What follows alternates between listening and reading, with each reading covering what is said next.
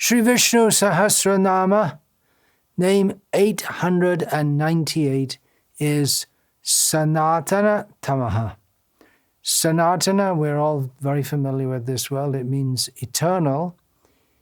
In the context of this name in Sri Vishnu Sahasranam, the commentators have taken it to mean he who is very old, belonging to ancient times.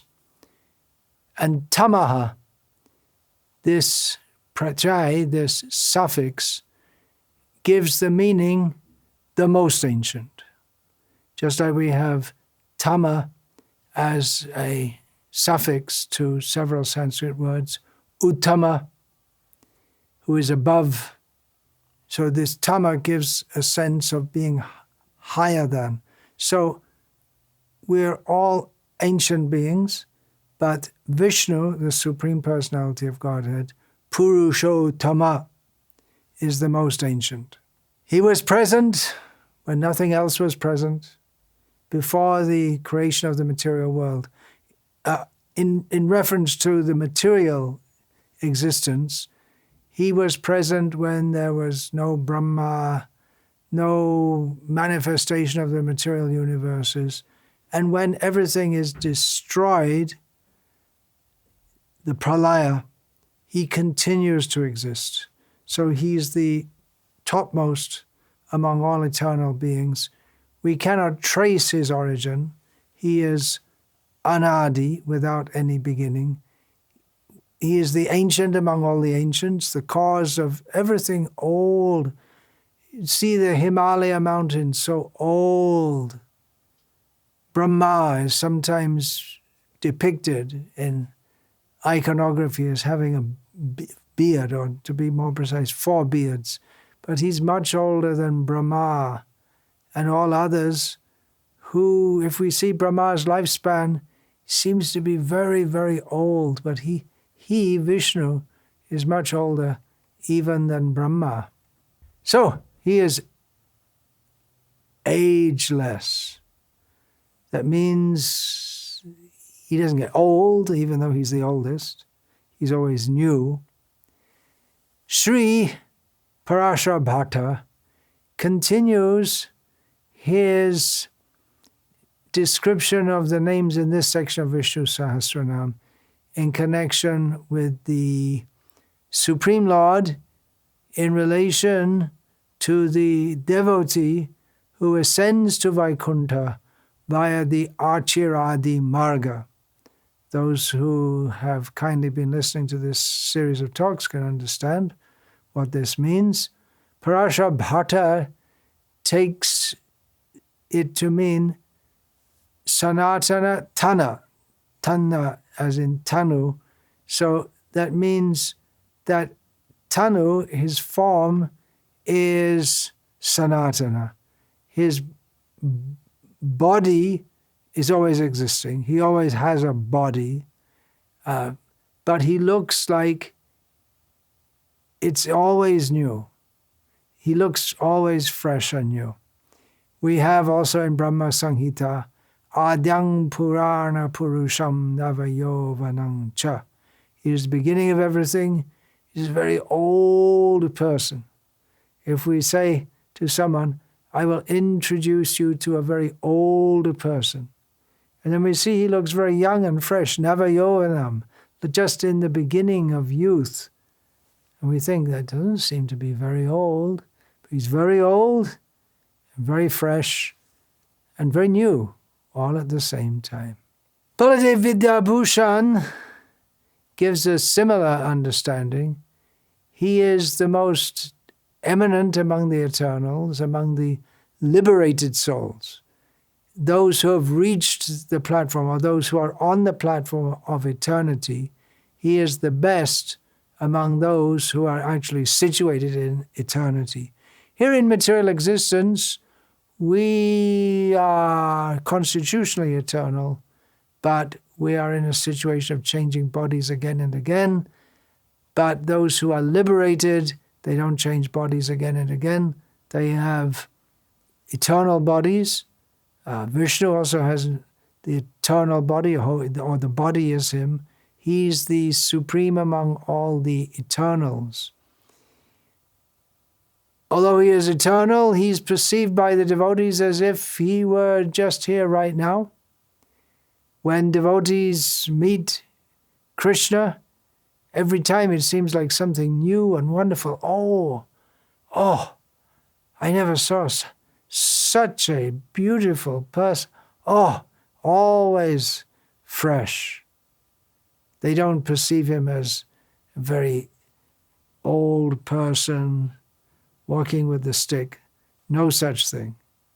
So he is the best among all of them. One of the commentators in the Ramanuja line, his name is also Ramanujan, V.V. Ramanujan, he paraphrases in English, the translation is given, Namarava's Pasuram, which captures this experience. We're talking about a name and we're technically discussing it, but for the devotees, it's an experience of him being very new, even though countless yugas can pass and devotees see him again and again and again, but he's always fresh and new. So Ramanujan, he paraphrases Sri Namalva by saying that, well, I'm going to say what I've said before. He's new. He's something new. For days, years, ages, eons, millennia, I've seen this person again and again and again, but I don't feel like it's becoming boring, had enough. He's infinitely fresh. It's not something boring, same old thing. Every moment is fresh bliss in his association, and always new experience. It's not he goes on to say, it's not some intellectual discovery. My intellect, by his grace, Namalva says, is clear, but the experience of the association of the Lord is beyond intellectual dissection. He's the inner soul of all living beings. Everything is an aspect of his existence, yet he is there, distinct, clear. Every part of his body, his feet, his hands, his eyes, all nectar, like lotus flowers that have blossomed in a uniquely wonderful way just now. He's like that every time.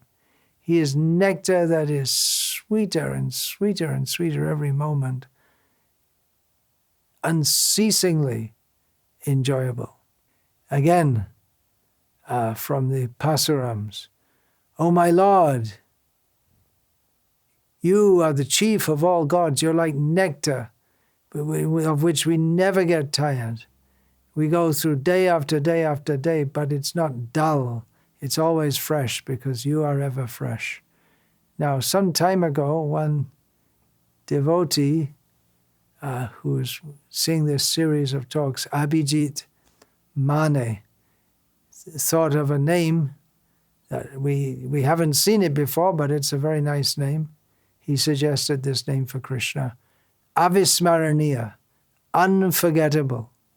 So the devotees like Mother Yashoda, Radha, other gopis, so many devotees, even for Kamsa, he's unforgettable. And for all of them, I'll add to this, it's a new experience.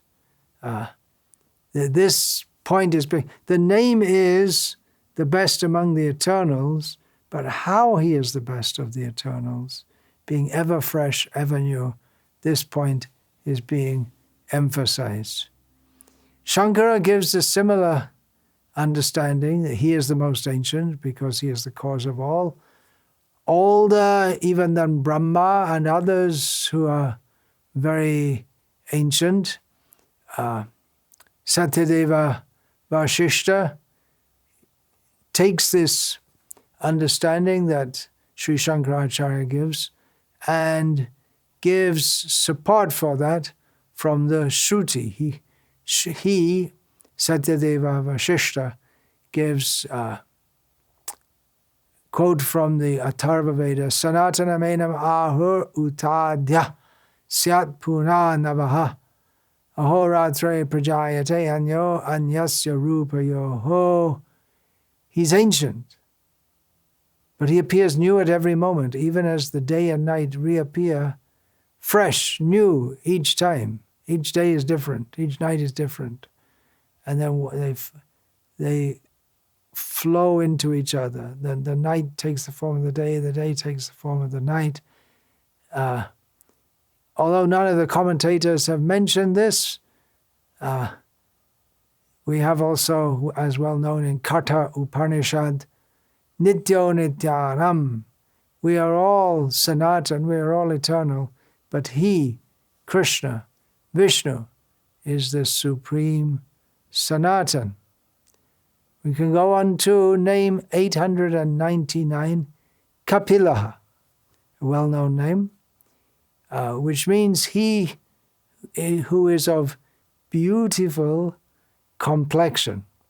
Previously we had, according to the recension, according to the numbering system given by Parashara Bhatta, name 535, we had the name Kapilah Acharya, and the two old commentators, Shankaracharya and Sri Parashara Bhatta, at that instance of the name, which came in the 57th verse, they've both taken this to mean Kapilah Acharya, a reference to the Supreme Lord who appeared as Kapila, the son of Devahuti, who propounded the theistic Sankhya system of philosophy.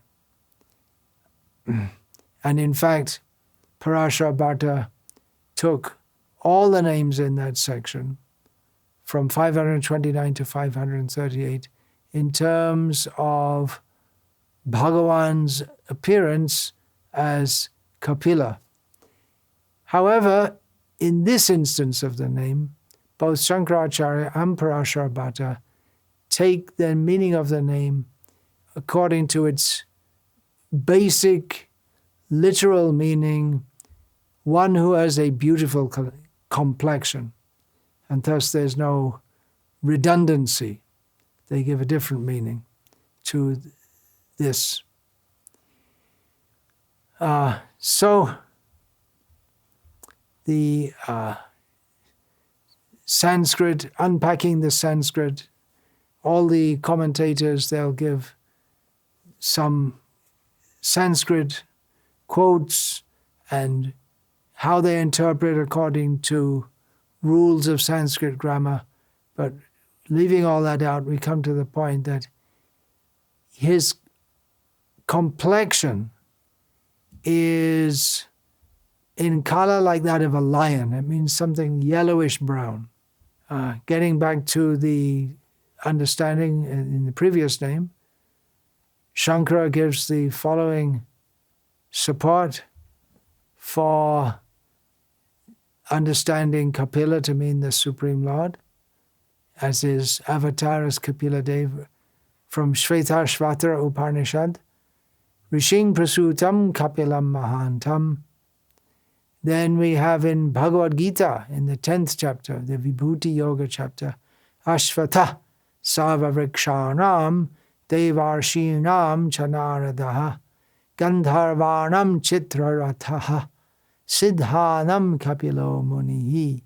Krishna says, of trees I am the Ashvata, of celestial seers I am Narada, of the Gandharvas I am Chitraratha, of the perfected beings I am Kapila.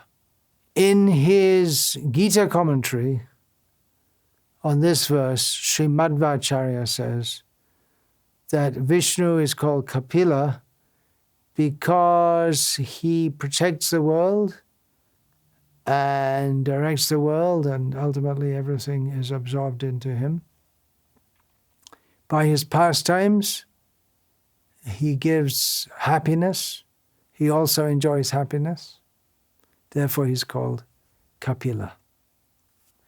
In Bhagavatam, Canto 1, Chapter 3, Text 10, Panchama Kapilo nama siddhesha kala viplutam provacha suraye sankyang tattvagrama vinirnayam. The fifth incarnation, this is Srila Prabhupada's translation. The fifth incarnation, named Lord Kapilah, is foremost among perfected beings. He gave an exposition of the creative elements and metaphysics to Asuri Brahmana, for in course of time this knowledge had been lost. This exposition to Asuri Brahmana is not further mentioned in Bhagavatam, but we do have in the third canto an extensive description of Lord Kapilah's instructions to his mother, Devahuti. Now, in the current instance of the name Kapilah, Parashara Bhatta, I'd said he was continuing his discussion of the Achiradi Marga. He says that Kapilah means one who is of beautiful complexion, and he describes in this regard Vishnu's beautiful bluish complexion decorated by Mahalakshmi, just like a blue cloud, bluish black cloud, with Mahalakshmi like sparkling, with a sparkling streak of lightning. He is of radiant form. The Vaikuntha planets themselves are self-luminous, but within that effulgent Vaikuntha, he, Vishnu, accompanied by Lakshmi, shine all the more brightly. Like a blue cloud in the midst of sparkling streaks of lightning. This is what the liberated souls, having ascended to Vaikuntha by the Archiradi Marga, they can experience directly the beautiful form of Vishnu. Shankara gives the tawny-colored one, and he gives the analogy of fire within the ocean that keeps the ocean from overflowing.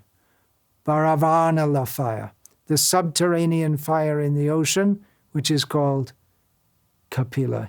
It means that he, Kapilah, his bodily hue is like that of the fire within the ocean. Another commentator, Radha Krishna Shastri, describes Kapilah as referring to a color that is golden with a black tinge. So different devotees see him somewhat differently. Satyadeva Vashishta uses the meaning sun for the word Kapi and takes this to mean he who is tawny, yellowish-brown in color, Pingala Varna. Remember the understanding of the word Kapyasam Pundarikaksham. This statement from the Upanishads was very blasphemously interpreted by Ramanuja's teacher. But Bhagavad Ramanuja said, no, this very blasphemously, Yadavacharya said, it means that Vishnu's bodily complexion is like the backside of a monkey. But Ramanuja said, no, it means Kang Bibhati iti Kapihi. That is like this, like the sun who drinks the water. That is his complexion. Kapim, Satyadeva Vashishta says, is like the sun. And Kapilah means he who brings the sun for the sustenance of everything in this world is Kapilah.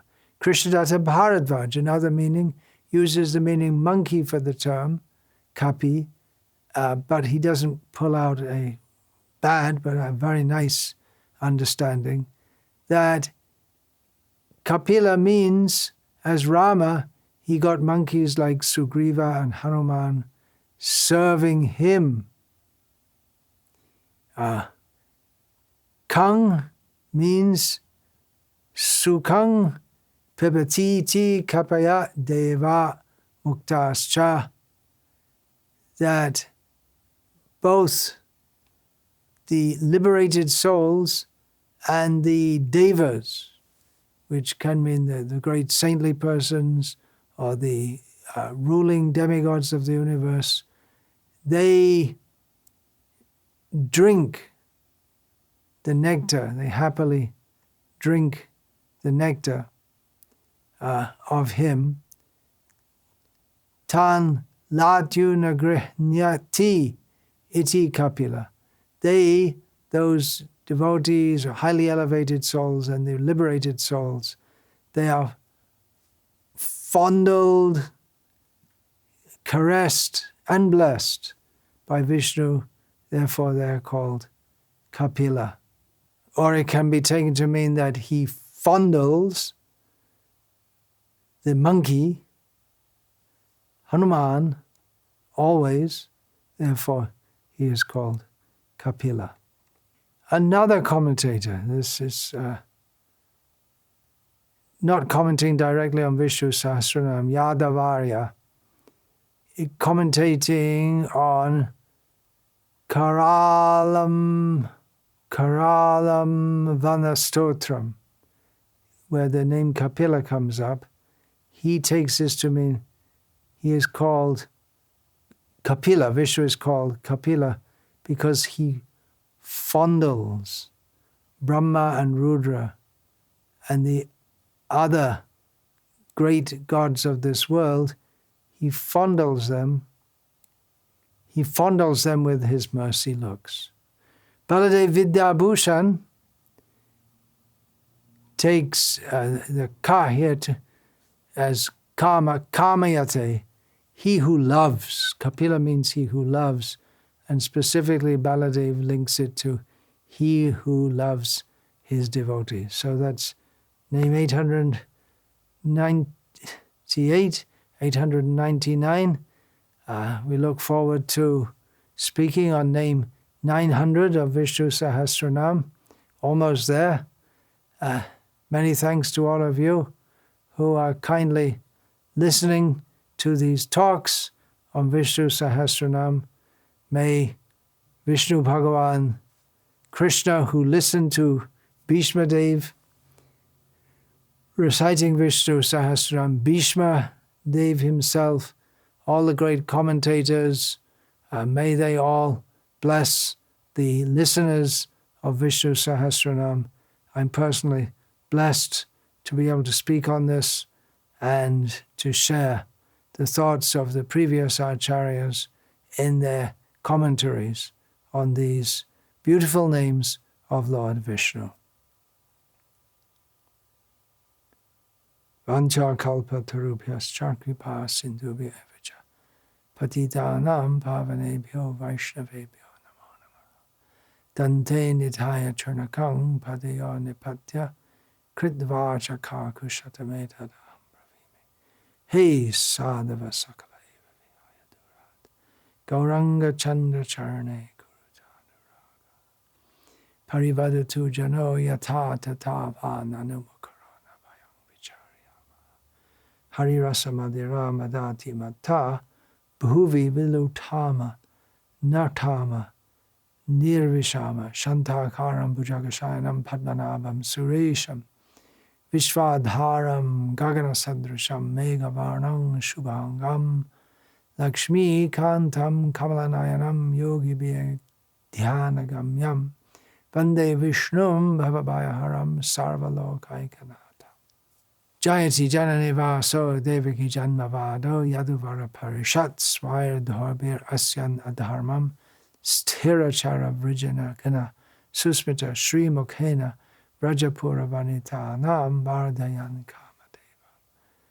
Barha Piram Natavaravapu Karnayo Karnikaram Bibradvasa Kanaka Kapisham Vaijayantim Chamalam Randhran Venor Adara Sudaya Purayan Gopa Vrindaranyam Svapadaramanam Pravishat Gita Kirti Shri Radhaya Pranaya Mahima Kidrishovana Yaiva Svadyo Yena Adbhuta Madhurima Kidrishova Madiyaha Sokyang Chasya Madanubhavata Kidrishang Vitilo Bhat Tadbhavardya Samajani Shatchigarbha Sindhu Hare Krishna, Krishna Krishna, Hare Hare Hare Rama, Rama Rama.